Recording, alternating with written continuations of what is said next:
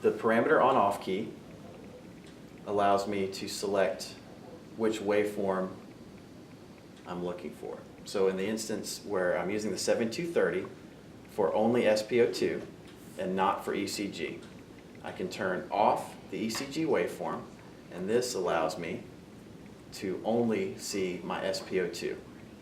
This prevents any waveform space being taken up by check lead notification or any possible alarm fatigue generated from unnecessary alarms.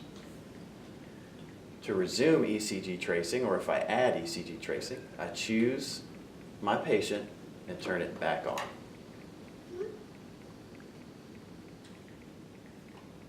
Press home to back out. Display configuration allows me to adjust the layout selection or change which waveform or numeric I'm looking at for each patient. Home to get out. Alarm silence allows you to silence any current alarm without preventing any other alarms from breaking through as they occur. And again, home, just as the hard keys at the bottom here, take you back out of any menus that you'd like to back out of. In order to investigate or bring up the individual patient screen, there are two methods to get there. The first method is to press anywhere inside the numeric area for that patient. So for ICU 1, if I come over to their numerics and press in the box, every patient is resized, so I don't lose any of the patients I'm monitoring. And from this display screen, I'm able to function the same way as my 82 and my 81. From here, there are a few differences between the bedside monitor and the central. One of them being the monitor suspend option. If I need to suspend monitoring for any reason, I can select the option and the time. For this time, I'll select 15 minutes. When I press OK and home, I can see on the central that I have a countdown timer along with my resume button. Once the timer has counted down to 0 or I'm ready to resume monitoring, I can press resume and I'm back monitoring my patient. If I need to add more time or just wish to bring up the individual display, I can press anywhere inside the numbers for that patient and go back to my individual display.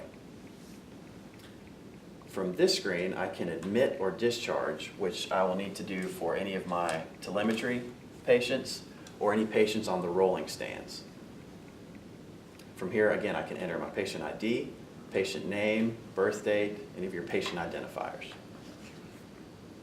Again, once you've entered that information, anything you print out will have that information on it, whether it be leads, 12 lead, or strips later on for the shift. Your lead key allows you to select which waveform you'd like to choose and which lead you'd like to view. Again, ECG 1, ECG 2, or ECG 3. That allows you to verify waveforms or verify any rhythms that you may come across. Your recall screen are going to be any alarmed events. Like for instance, SpO2, Brady.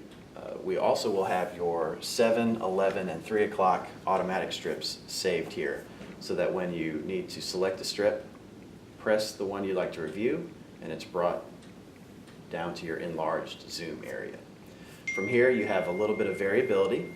If there's artifact at one part of the waveform and you'd like to get as little of that on your strip as you can, from here you can print, and you'll be able to send that to the 8.5 by 11 LaserJet printer.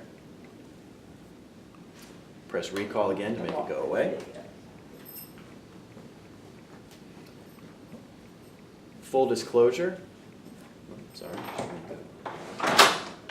Full disclosure is your rolling memory of 5 days worth of information for each piece of equipment, whether that's a telepack, a rolling stand, or a bedside monitor.